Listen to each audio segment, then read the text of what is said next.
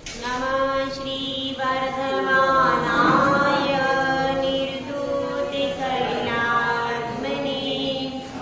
सालोकानां त्रिलोकानां यद्विद्या दर्पणायते यद्विद्या दर्पणायते। पंच परमेष्टि भगवान की जय। 1008 श्री आदिनाथ भगवान की जय। 1008 श्री शांतिनाथ भगवान की जय। परम पूज्याचे श्री आदि सागर महाराज की जय। आचे श्री मावी कीर्ति महाराज की जय। आचे श्री विमल सागर महाराज की जय। आचे श्री तपस्वी सम्राट सन्मति सागर महाराज की जय। आचे पूर्व सुंदर सागर महाराज की जय। अहिंसा में विश्व धर्म की जय। हिंदवाणी माता की जय।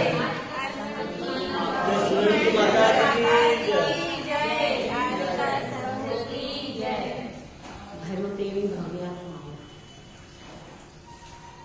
हर सफर में कोई ना कोई चरम सीमा होती है। इसी प्रकार से 8 अंगों के विस्तार में आज हम अंतिम चरण पर जा पहुंचे। आज 8वें अंग की चर्चा चल रही है। जितने भी अंगों का वर्णन अब तक चला है, उन सब अंगों के बाद अंत में नाम आता है प्रभावना। इसका मतलब क्या है? जो व्यक्ति निशंकित अंग को पूर्णता से पालन करता हो, निकांक्षित अंग का धारण करता हो और निर्वीर चिकित्सा के भाव से ग्लानि नहीं करता हो, और इसके बाद अन्य धर्म की तरफ जिसने पीठ दे दी है, अमूढ़ दृष्टि को पालन करने वाले, उसके बाद अपने दोषों को उघाड़ता हो और दूसरों के दोषों को ढकता हो, उपगूहन अंग को पासने वाला। उसके बाद अगर कोई गिरता हो तो उसको अपने दाहिने हाथ से संबल देता हो, स्थितिकरण करता हो, और हृदय में वात्सल्य का धारक हो, वही प्रभावना कर सकता। प्रभावना के लिए 7 अंग परिपूर्ण होना आवश्यक। जिसके 7 अंग परिपूर्ण नहीं है, वह प्रभावना नहीं करता। इसलिए जिसको भी धर्म की प्रभावना करना है, सबसे पहले क्या करना चाहिए? सबसे पहले 7 अंगों का परफेक्टली पालन करना चाहिए। उसके बाद आपको प्रभावना करने की जरूरत नहीं है, प्रभावना अपने आप होनी चालू हो जाए। इस चीज को समझने की जरूरत है।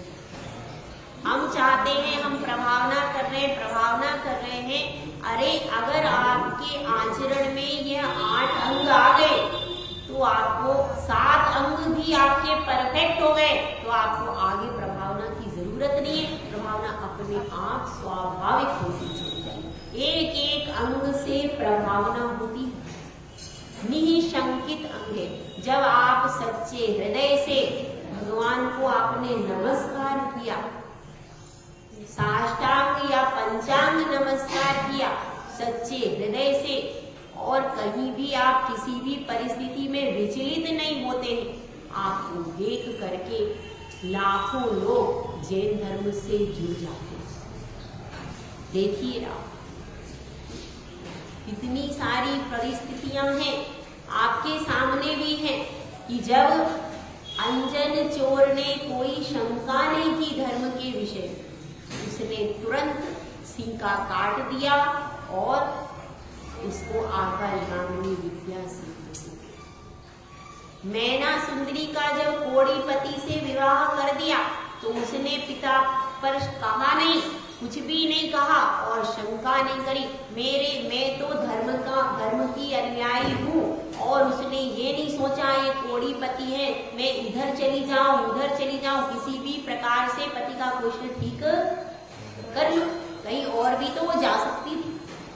अन्य भी कहीं 363 मत तो चल ही रहे थे, कहीं ना कोई दूसरा साधु उसको भी मिल जाता, लेकिन उसको श्रद्धान था कि मेरा कार्य जिन धर्म से सिद्ध होगा। एक व्यक्ति जिन धर्म में आकर के सिर झुकाता है 100 लोगों में उसकी प्रभावना अपने आप हो जाती है।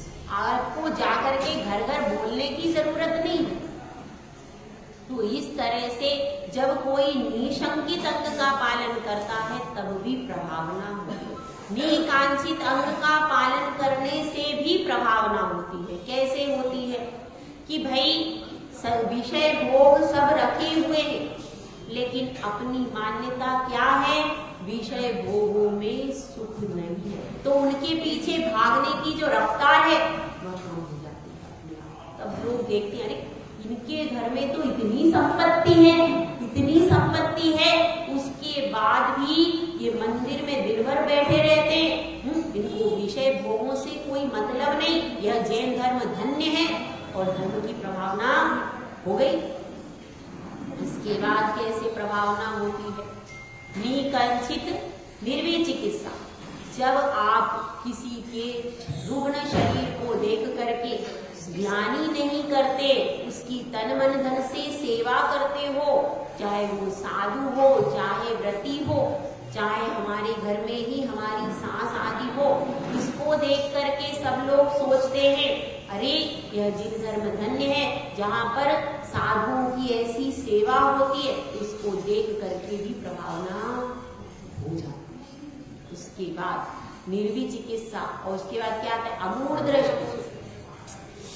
अमूढ़ दृष्टि में पीट कर जरूर कर देते हैं, पर लोग कहते हैं कि यह देखो जिन धर्म की अनुयायी है, कभी भी कहीं इधर उधर नहीं जाते और अपने धर्म में इतने दृढ़ रहते, हमको भी अपने धर्म में दृढ़ रहना चाहिए। प्रभावना अपने आप अमूढ़ दृष्टि। उसके बाद कौन सा?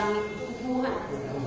जब आप दूसरों के दोषों को ढक देते हो तो वह व्यक्ति एक ना एक दिन ग्लानि से भर करके आत्मसमर्पण कर देता। और धर्म की बाहर जो अप्रभावना हो रही थी, अगर आप उसका इधर उधर व्हाट्सएप पे तरह तरह से प्रचार प्रसार करते तो व्यक्ति सुधरता क्या? उससे क्या फायदा होता? कुछ भी फायदा। तो कम से कम अप्रभावना से तो बचे, यही प्रभावना। उसके बाद क्या? स्थितिकरण।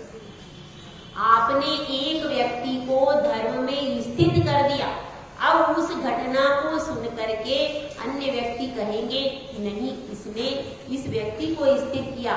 अन्य समाज के लोग भी धन तन मन दे करके जैन धर्म में गिरते हुए चिढ़ते हुए व्यक्ति को पुनः स्थित करने के लिए तैयार हो जाएंगे। देख देख करके व्यक्ति ज्यादा सीख जाते, बोल बोल करके समझाने से नहीं सीखते। ठीक है, तो आपके कार्य से आपने एक व्यक्ति का स्थितिकरण किया, उसको देख करके पूरी समाज, पूरा देश सीख जाता है कि कैसे स्थितिकरण किया जाए। तो यह हो गई प्रभाव, स्थितिकरण। उसके बाद क्या आता है? वात्सल्य। वात्सल्य। वात्सल्य भाव भी सामने दिखता है। आपस में साधर्मी व्यक्तियों का भी वात्सल्य दिखता है। जब आपकी महावीर जयंती निकलती है, उस समय साधर्मी व्यक्ति जब मिलजुल करके रहते हैं, मिलजुल करके जब बड़े बड़े रथ निकालते हैं, तो लगता है कि नहीं, सबके बीच में क्या है? वात्सल्य भाव है। बिना वात्सल्य भाव के एक भी व्यक्ति पास में बैठ भी नहीं सकता। इसलिए उसके बाद क्या है? उसके बाद आज प्रभावना अंग का नंबर आया है। तो मैं आपको यही बता रही थी कि एक एक अंग से प्रभावना होती है और सातों अंग को मिल करके भी प्रभावना होती है। एक श्रावक है, अपने हाथ में मंदिर में डिब्बी लेकर के आ रहा है। कहां से कहां आ रहा है? आपको 10 व्यक्ति वहां पर देख रहे हैं। कई लोगों की नजरें हैं आपके ऊपर कि आप सिर ढक करके अच्छे वस्त्रों में आकर के मंदिर दर्शन के लिए आए। अब आपकी उस अवस्था को देख करके दूसरे व्यक्ति विचार करते, धन्य है ये जिन धर्म, इसमें इन लोगों के पास इतनी संपत्ति है, हमारे पास तो कुछ भी नहीं है, तो भी ये लोग प्रतिदिन सुबह सुबह नंगे पांव मंदिर में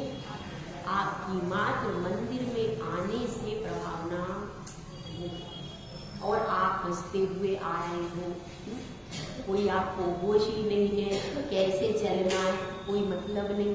तो मंदिर जब भी आइए शांतता से आइए, ताकि आपको देख करके धर्म की प्रभावना, एक श्रावक से भी प्रभावना होती है और मुनि से तो होती ही है। तो अब अपनी बात चल रही है प्रभावना अंग की। आचार्य श्री समंतभद्र स्वामी ने प्रभावना के बारे में क्या कहा है, यह अपन देखते। अज्ञान तिमिर व्याप्ति महा प्रत्यय यथायथम जिन शासन महात्म प्रकाशा सात प्रभावना। इसमें कहा गया है अज्ञान तिमिर महा व्याप्ति, अज्ञान रूपी तिमिर का जो अंधकार है, अज्ञान मतलब क्या, जिसको कोई ज्ञान नहीं, वो क्या हो गया, अज्ञान रूपी तिमिर। अब पूरे संसार में अज्ञान रूपी तिमिर छाया हुआ है कि नहीं, छाया हुआ। अज्ञान कितने प्रकार का होगा, मेरा प्रश्न। हाँ बताइए साधना जी। हाँ साधना जी, अज्ञान कितने प्रकार का होता है, आप बताओ। तो ज्ञान से विधि ज्ञान का। हाँ कितने प्रकार का होता है, दो प्रकार का है, विधि ज्ञान, विधि ज्ञान और दूसरा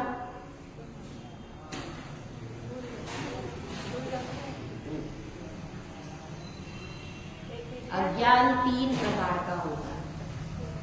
पहला अज्ञान कौन सा है, पहला अज्ञान अंधकार है। अज्ञान रूपी अंधकार के तीन भेद में, अज्ञान रूपी अंधकार के तीन भेद। पहला कौन सा है, पहला है मिथ्यात्व रूपी अंधकार, जो अनंत संसार के कूप में गिराने वाला है। ऐसा क्या है, मिथ्यात्व रूपी अंधकार, पहले नंबर का। ठीक है, अब दूसरे नंबर का अंधकार कौन सा है, दूसरे नंबर का अंधकार है जिसमें क्षयोक्षमिक ज्ञान है। कौन सा ज्ञान है, क्षयोक्षमिक ज्ञान है, मति ज्ञान शुद्ध ज्ञान है, लेकिन अभी छायिक ज्ञान रूपी उजाला, उसको कहते हैं अल्प अंधकार। अल्प अंधकार, पूरा अंधेरा भी नहीं है और पूरा प्रकाश भी, अल्प अंधकार है। कौन सा, जो कि मति शुद्ध ज्ञान आदि के द्वारा जो क्या हो रहा है, हाँ अंधकार, मतलब केवल ज्ञान रूपी ज्योति नहीं जली उसके बीच का, तो वह क्या कहलाता है, अल्प अंधकार, दूसरे नंबर। तीसरा है, तीसरा अज्ञान रूपी अंधकार कौन सा है, कि जब तक केवल ज्ञान प्रकट नहीं हुआ, तो क्षयोक्षमिक ज्ञान से लेकर केवल ज्ञान के बीच की जो अवस्था, एक वह अज्ञान है। ठीक है, इसको कहते हैं छद्मस्त अवस्था, छद्मस्त अवस्था रूप अंधकार।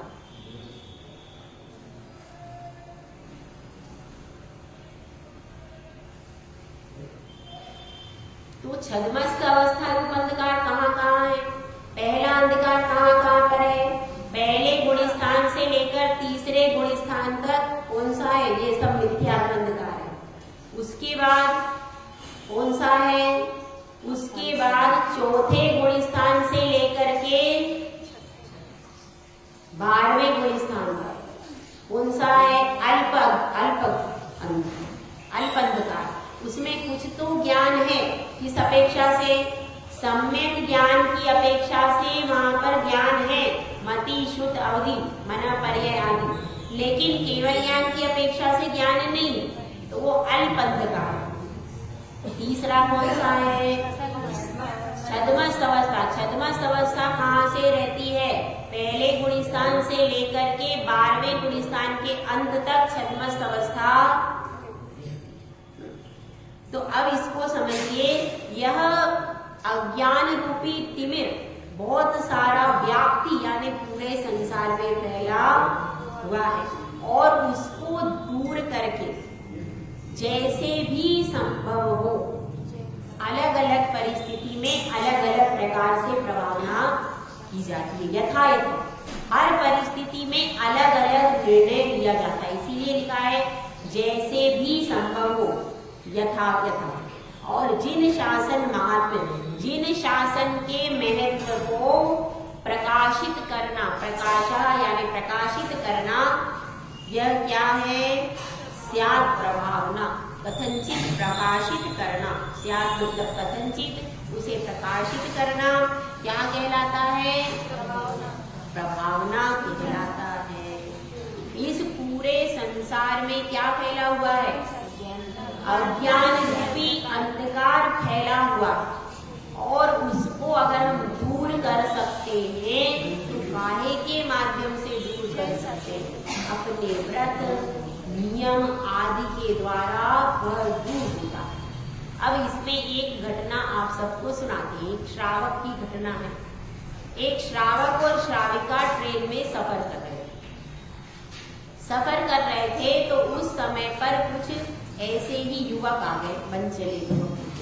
तो अब वे दोनों वहां पर शांति से अपने सीट पर बैठे, लेकिन अब वो युवक चिल्लाना वहां पर उन्होंने शुरू कर दिया, अपशब्द बोलने शुरू कर दिए, तो वह शांति से चुपचाप बैठे रहे। अब कुछ समय के बाद वे युवक थोड़े चुप होकर के एक तरफ को बैठे। अब उन लोगों का समय हो गया, रात्रि में दोनों दंपति भोजन नहीं करते, तो अब उन्होंने क्या किया? अपना भोजन करने लगे। भोजन करने के बाद उन्होंने क्या किया? फिर वो सामायिक करते थे, तो वह भोजन के बाद हाथ वगैरह अपने प्रक्षालन करके सामायिक को बैठ गए। यह सब क्रिया वे युवक जो बैठे हुए थे वो सब देख रहे। जब उनकी सामायिक पूरी हो गई तो वे हाथ जोड़ करके चरणों में आ गए। तो कहते हैं कि आप लोग जैन हैं? हाँ, आपको कैसे पता चला? कि ना आपने दिन में भोजन कर लिया और आप लोग जाप आदि कर रहे हो, आप लोग धर्मात्मा व्यक्ति हैं। हम ऐसा समझे कि आप बिना सीट के, बिना टिकट के बैठ गए, ऐसा हमको न हो गया, इसलिए हमने आपको बहुत भला बुरा कहा, हमको क्षमा। कैसे प्रभावना? इसलिए कहते हैं कि भैया लोग कहते हैं बाहर की छूट मत लीजिए। अपने घर के अंदर खाया आपने तो फिर भी एक बार आप बच गए, लेकिन आपने 4 व्यक्तियों के पास के बाहर जाकर के अगर जैन समाज का व्यक्ति खाता है तो क्या कहते हैं लोग? अरे जैनी लोग बोलते कुछ है, करते कुछ है, देखो रात में खाए। ग्वालियर की एक घटना है, एक मुस्लिम समाज की शादी हुई, उसमें ऐसा स्लोगन लिखा कि जैन समाज के लोगों के लिए अलग से दिन में व्यवस्था, ऐसा स्लोगन। वैसे तो कोई जाएगा ही नहीं, पर फिर भी उसमें उसने लिखा कि हमने अलग से व्यवस्थाएं। और क्या कहते हैं? हमारे यहाँ तो सब कुछ चलता।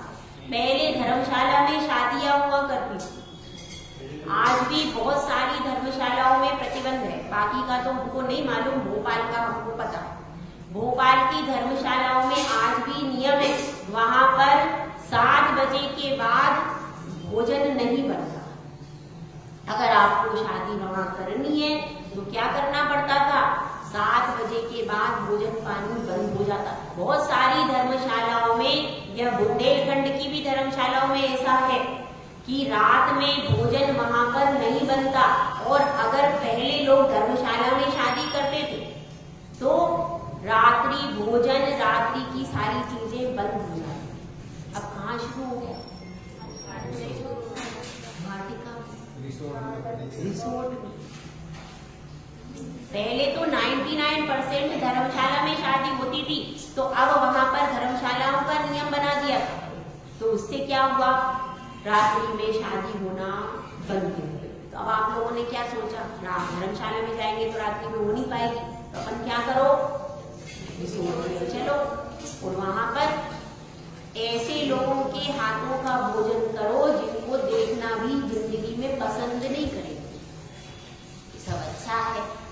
इसी से ऐसी मंगल कार्य को भी अमंगल वाले हाथों से आप भोजन कर रहे हो, उन लोगों के परिसर में रह रहे हो जो मांस मदिरा आदि भक्षण कर रहे हो, वहां पर आपका मांगलिक कार्य क्या संपन्न हो रहा है। इसीलिए फिर शादियां सबसे धर्म स्थान पर शादियां हुआ करती थी तो वो सक्सेस हो जाती थी, क्योंकि उसमें भगवान का क्या होता था, उसमें शुभ वर्गणाएं होती थी, पवित्र स्थान होता था। अब आप अपवित्र स्थान पर क्या कर रहे, विवाह कर, आप पवित्र हाथों से भोजन कर रहे, बना हुआ जो सामान है वह भी अशुद्ध है पूरा, वह भी कहाँ से बना है, कैसा बना है, क्या डला है, कुछ अता पता, तो सारा कुछ अमंगल है। तो उसमें आपका मंगल विवाह लिखना व्यर्थ, क्योंकि उसमें आपका क्या हो रहा है, अमंगल कार्य हो रहा हो।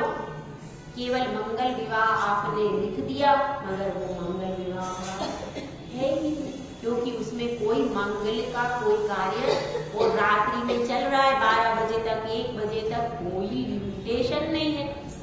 कहाँ कोई नृत्य हो रहा है, भोजन पानी कब तक हो रहा, कोई लिमिट उसमें है।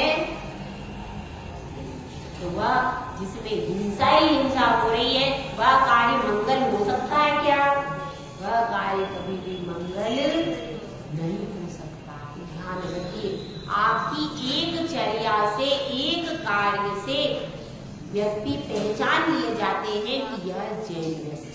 इसलिए अपने कार्य को ऐसा बनाओ कि बाहर कभी अप्रभावना का कारण ना हो। इस संबंध में एक कथा आती है। कथा किसकी है? वज्र कुमार महामुनि की कथा इस संबंध में आती है। वज्र कुमार मुनि का कथा शुरू होती है हस्तिनापुर नगरी। हस्तिनापुर नगरी से जुड़ी बहुत सारी कथा। तो हस्तिनापुर नगरी में बल नामक राजा रहता था और उस राजा के एक मंत्री था, उसका नाम क्या था? गरुड़। गरुड़ नामक एक मंत्री था। उस गरुड़ मंत्री का एक पुत्र था, पुत्र का नाम था सोमदत्त। वह सोमदत्त बहुत विद्वान था और सारी विद्याओं में निपुण हो गए। अब वह अपने अहिछत्र में अपने मामा के पास में पहुंचता है और वहां जाकर के कहता है कि मुझे दुर्मुख राजा के दर्शन करा दो। अहिछत्रपुर का राजा था दुर्मुख, तो मुझे राजा के दर्शन करा दो।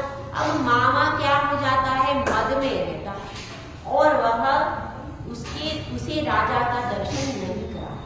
जब मामा दर्शन कराने से इनकार कर देता है तो वह स्वयं ही राज दरबार में चला जाता है। राज दरबार में राजा के वह अपने ज्ञान का प्रचार प्रसार करता है और उसकी विद्वत्ता को देख करके राजा अपने मंत्री का पद दे देता है। जब धन आ जाता है, पद आ जाता है तो लोग रिश्तेदारी बताने और बनाने ऐसा हो जाता है। और जब कोई गरीब है तो कोई देखने को तैयार नहीं। अब जब वो जो मामा थे उसके, वो मामा पहले तो क्या कर रहे थे, राजा से मिलाने को भी तैयार नहीं थे। अब जब उनको पता चला अरे तो मंत्री बन गया, तो अब क्या किया, अब अपनी पुत्री की शादी उसी से कर दी। अब अपनी पुत्री का नाम क्या था? यज्ञदत्ता। अब अपनी यज्ञदत्ता पुत्री का विवाह उससे, है ना, धन भी मिल गया, पद भी मिल गया, तो फिर उन्होंने करना स्वीकार किया और वैसे उसको पसंद। तो इसलिए क्या हो जाता है, जब धन आ जाता है, पद आ जाता है तो सभी व्यक्ति आवभगत करने के लिए तैयार हो जाते हैं। तो अब यज्ञदत्ता से उसका विवाह हो गया। अब कालांतर में क्या हुआ, यज्ञदत्ता ने गर्भ धारण किया, पुत्र रत्न का सौभाग्य मिलने वाला था। इस भावना से अब यज्ञदत्ता उनसे कहती है कि हे स्वामी, सोमदत्त से कहती है, हे स्वामी मेरी इच्छा आम खाने की हो रही। तो अब वह सोचता है कि आम कैसे लाऊं, इस ऋतु में तो आम आते नहीं है और यदि इसका दोहला पूर्ण नहीं होगा तो यह पुत्र कैसा हो जाएगा, कमजोर हो जाएगा, यह भी कमजोर हो जाएगी। तो अब क्या करें, तो वह आम को ढूंढने के लिए वन में जाता है।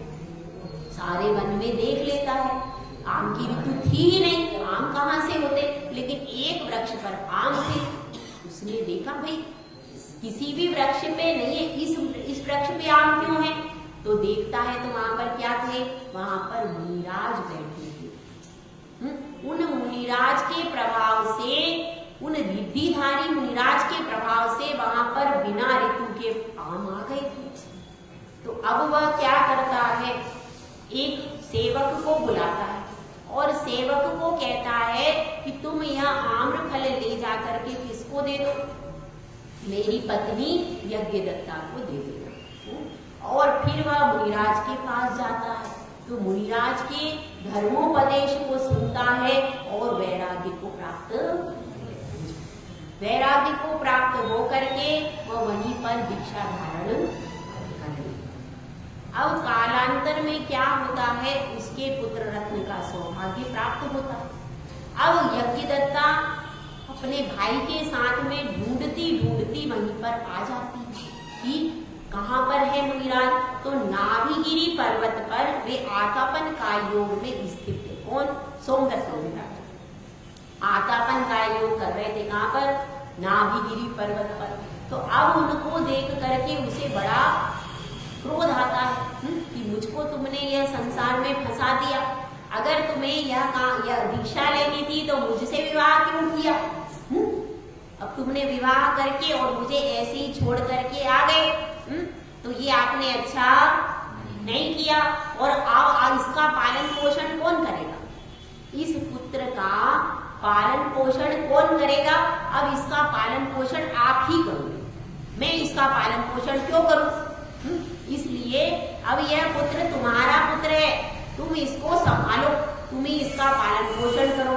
ऐसा कह करके वह पुत्र उसी के चरणों में रख देती है और रख करके क्या करती है, वह यज्ञदत्ता वहां से चली जाती। अब ऐसी घटना, अब वहां पर क्या होता है, एक दिवाकर नामक देव थे, विद्याधर, वह उस समय वहां पर से जा रहे थे, विमान में गमन कर रहे थे आकाश से। अब उनकी नजर उस पुत्र पर पड़ती है और मुनिराज पर पड़ती है, तो वह नीचे आते हैं। नीचे आकर के देखते हैं, मुनिराज की वंदना करते हैं और देखते हैं कि देखो कोई व्यक्ति यहाँ पर इस तरह से, मुनिराज तो बिल्कुल ध्यान में लीन है, कोई यहाँ पर अपना पुत्र भूल गया है कि छोड़ गया है, पता नहीं, अब इस पुत्र का पालन कौन करेगा? तो वो दिवाकर देव उठा करके उसको अपने साथ में अपने पास ले जाते हैं और अपनी स्त्री को दे दो। वह स्त्री बड़ी प्रसन्न होती है, इतना अच्छा पुत्र उसको मिल जाता है, बड़ी सौभाग्यशाली मान करके उसका पालन पोषण करती है और वह बहुत अच्छी जगह पर पहुंच जाता है। यज्ञदत्ता से भी अच्छी जगह पर पुत्र का भाग्य है उसका। अगर कोई पुत्र, आप कहते ना आप पालन पोषण नहीं, अगर पुत्र तुम्हारा सौभाग्यशाली है तो कहीं भी उसको अपनी इच्छित जगह पर पहुंच जाएगा और उसका पालन पोषण अच्छे से हो जाए। प्रद्युम्न का पालन पोषण भी रुक्मणी ने नहीं किया। क्या? कृष्ण का पालन पोषण देवकी ने नहीं किया, तो क्या वे पुत्र जीवित न रहे? कृष्ण ने देवकी ने कृष्ण का पालन पोषण नहीं किया, रुक्मणी ने प्रद्युम्न का पालन पोषण नहीं किया, फिर भी उनका पालन पोषण हुआ और वो विद्याओं में भी बढ़े, सब चीज में आगे बढ़े कि नहीं, योग्य बने कि नहीं बने।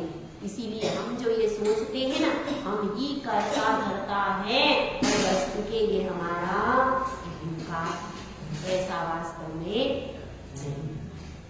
हर पुत्र, जब भी कोई पुत्र रत्न आदि लाता है तो अपना सौभाग्य लेकर के साथ में आता है। भले आप 10 पुत्र रत्न कर दो, तब भी उनके भाग्य सब अपने अपने लेकर के आए हैं, वो अपना अपना उनका पालन पोषण हुआ, आप उनके सिर्फ निमित्त हो, वो अपना पुण्य अपने साथ लेकर आए।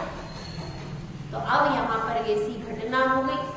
अब वो दिवाकर देव उसे लेकर के गए और उसको समस्त विद्याओं से पारंगत करके उसका नाम क्या रख दिया? ब्रजकुमार। अब कालांतर में पुत्र बड़ा हो गया। अब उसको किसी कारण से ज्ञात हो गया कि मैं इनका पुत्र। जब उसे यह बात ज्ञात हुई तो वह अन्न जल का त्याग करके अपने पिता के पास में आता है कि मुझे तो अपने जो मेरे वास्तविक पिता हैं उनके माता पिता का नाम बताओ, नहीं तो मेरा अन्न जल का त्याग। तो इस प्रकार से उसकी हट देख करके फिर उसके लिए दिवाकर देव ने पूरा वर्णन कर दिया कि हम तो तुम्हें वहां से लेकर के आए। तो अब वह क्या करते, अब वह पुनः उन मुनिराज को खोजते, किसको, सोमदत्त कि वे कहाँ पर है, क्या है। और वहां पर जाकर के क्या करते हैं, वे भी दीक्षा को धारण कर लेते हैं। उनको भी वैराग्य हो जाता है कि बताइए, एक माता थी, मेरी माता कैसी थी, मेरे तुरंत इतना छोटा बालक था, उस माता के मन में ममता नहीं जागी कि मेरा बालक है। अरे इतनी माता में ममता होती और उस बालक को ऐसे छोड़कर चली गई। जब मेरी माता ने ममता नहीं की तो ऐसे संसार को भोग के मैं क्या करूंगा। क्योंकि माँ तो ममता की मूर्त कहलाती है। और कैसी मेरी माता थी कि जिसके हृदय में ममता नहीं जागी। मैं यहाँ पत्थरों में ऐसी धूप में अपना बच्चा छोड़ के कैसे चली जाऊं। एक माता जब होती है तो पिता पे भी विश्वास नहीं करती पुत्र के विषय में। ध्यान रखना, सही है कि नहीं, सही है। अगर पिता भी कह दे कि तुम आज चली जाओ घूमने, मैं इसको संभाल लूंगा, तो उसको दुख होती, पता नहीं मेरे बच्चे को दूध पिलाया होगा कि नहीं, पता नहीं मेरे बच्चे को खिलाया होगा कि नहीं। पिता पर भी विश्वास नहीं करती, हालांकि पिता का भी पुत्र है, उस पर भी विश्वास नहीं करती। उस अवस्था में मेरी माता ऐसी जंगल में छोड़ के चली गई। कैसी निर्दयी मेरी माता है, यह संसार को धिक्कार है। और उसने दीक्षा धारण कर ली। दीक्षा धारण करके अपने पिता के समीप ही आकर के वे मुनि बन गए। उनसे ही दीक्षा ले ली पिता से और मुनि बन करके रहने लगे।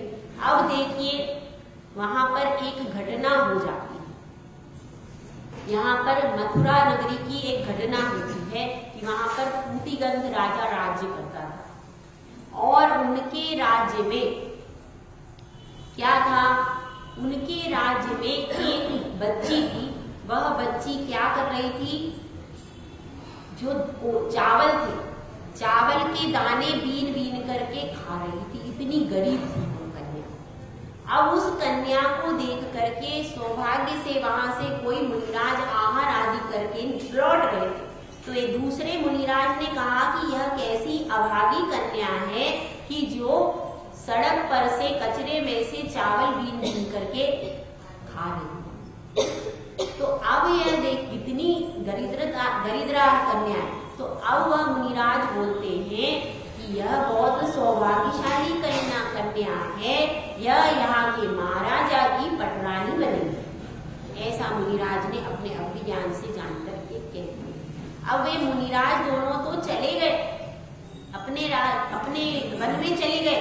और लेकिन पीछे से एक बौद्ध साधु था, उसने यह सब सुन लिया वरदान। तो उसने कहा इससे कुछ कार्य की सिद्धि करना चाहिए। और वह उस कन्या को लेकर के बुद्धाश्रम में चला गया। वहां पर बड़े अच्छे से उस कन्या का लालन पालन किया। अब इधर क्या हुआ, वह कन्या बड़ी हो गई और अब वह बहुत सुंदर हो गई, अत्यंत सुंदर हो गई। अत्यंत सुंदर हो गई तो अब उसको कौन सा धर्म सिखा दिया उसने, बौद्ध धर्म में दीक्षित कर लिया। बौद्ध धर्म की सारी चीजें उसे सिखा दी। अब वह अपने उद्यान में, वहीं पर आश्रम के उद्यान में झूला झूल रही थी। और उसी समय राजा नगर भ्रमण के लिए निकला। अब राजा ने उसे देखा और देख करके राजा ने उस आश्रम के जो पदाधिकारी उनको बुलाया, बौद्ध भिक्षु को, कि हमको यह कन्या दे दीजिए। तब वह कहते हैं कि अगर आपको यह कन्या चाहिए तो आपको क्या करना पड़ेगा, आपको बौद्ध धर्म स्वीकार करना पड़ेगा और इसको पटरानी का पद देना पड़ेगा।